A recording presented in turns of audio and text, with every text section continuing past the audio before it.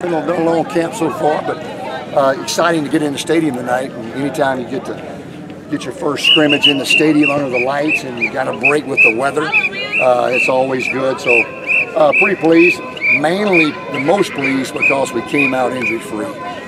Probably went about 90 snaps and came out of it really healthy. So that's the thing I'm probably most excited about. So Alonzo Harris pressed the line of scrimmage, and in the plays he got, he was very productive. He ran really strong.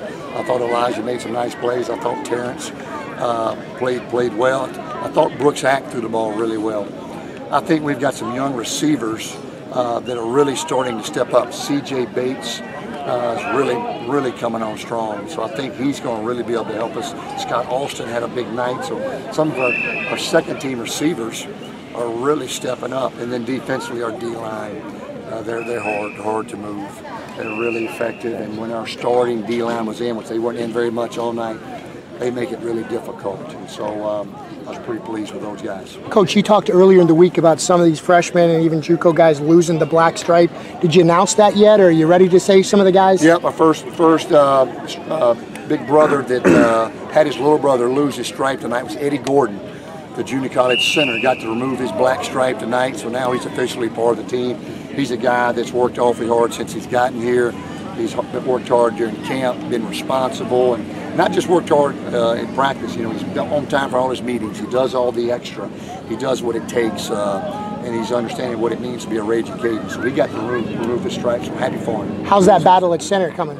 You know, it's Terry Johnson's his big brother. The center battle, I don't know. I want to go back and watch the film, so I sort of want to make an educated decision instead of just off of what I just saw here and there. I'm trying to watch all 22 people, so it'll be interesting to see. They both bring different things to the table. Yeah, right now it's Stover's job, but you know, like I told Brackley, you know, go in and beat him out. I mean, you know, right now Stover's the head, but if you come and outperform him, you'll be the guy. But I thought Stover kicked the ball well there at the end, and I didn't get a lot of kicks, but he made the ones he kicked. The most disappointing part of the scrimmage tonight probably was the threes. I think had 3 turnovers, and so you know, I think the threes going to learn a lesson. You cannot turn the ball over and never step on the field here. And so hopefully they'll learn from that. We've got to really break some habits and get these guys understanding how to take care of the football and teach them. You can't just tell them to take care of the ball. That's a coaching part of it. So hopefully we can do a better job there. Earlier this week you said you wanted things to kind of take shape with the 1s and 2s. Did guys fall into place where you kind of thought they would? You know, I think so at certain points. And once again, I got to go back and see the film and just study the film with so many guys like the inside linebackers. And just because somebody didn't make a lot of tackles doesn't mean he didn't do his job, take his gap, and turn it maybe back into somebody else who did. So it'll be interesting to put a grade on that film tonight and sort of see where we stand moving forward tomorrow. Brooks got some snaps with the ones. Was that just you wanted to keep Terrence out of there, or is that to give him some? Yeah, we struggled all afternoon on how many plays to give Terrence. I voted for none, but we gave him a few, and he's got to get out there and, you know, and just sharpen his blade a little bit. But you know, this guy's played in a lot of games, and so it's just you got to figure out is the risk worth the reward, and we felt like we got him just enough. Maybe get a little work, get him a little more next week, and he'll be ready. Somebody can maybe see a 3-man rotation possibly. See, if he keeps that up, CJ Bates, CJ will be in the rotation, and I don't think we'll have any drop off. And I tell you, I didn't mention Devin Scott. Devin Scott's coming on fast too. I would say he'd be the 4th guy right now, and so hopefully those other guys will continue to progress, like Jared Johnson. So Al Rouse will be back. He didn't play tonight, and you know, we had a lot of guys really out. We had 2 D linemen during 2 deep didn't play. Kevin Fuquay didn't play, sprained his foot today, and so we had some guys that just didn't get to play that should be back on Monday.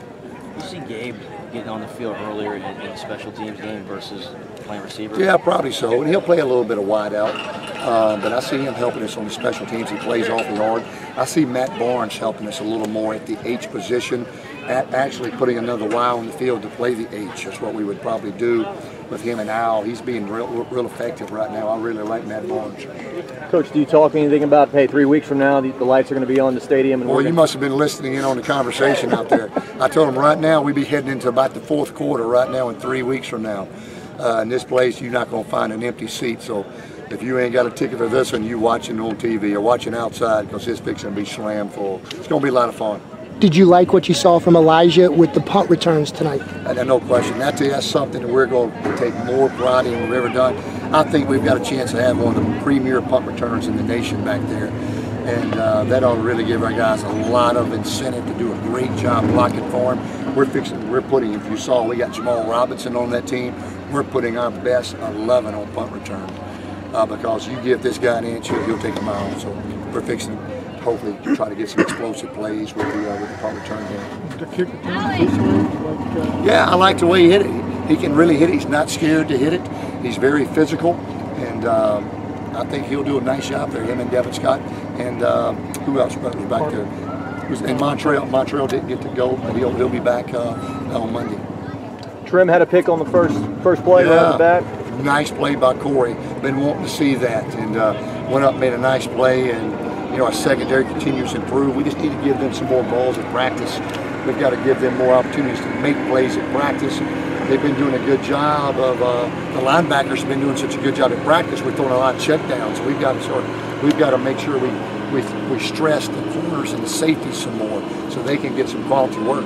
Talk about depth at defensive line. Well, a lot of depth there, and like I said, Marvin Martin didn't practice tonight. He's out with a little knee injury or back injury. He'll be back. He's got a strained back, and so we've got a lot of depth there, and I think we'll be able to sustain a long season with those guys. I think we'll be able to play them hard and rest them when we need to. Is Johnson the biggest player in college football? If he's not, I wouldn't want to see the guy bigger than him, let me tell you. I'm going to be his manager when he gets through going to WWE. It's going to be the big show, the new big show. Coach, I know you touched on center. Can you talk about tackles and guards, how you felt the whole group played? I thought they played good. It's still, the new guys have got to still learn the entire system. All the calls. It's easy when you line up and you just play a team that's holding bags.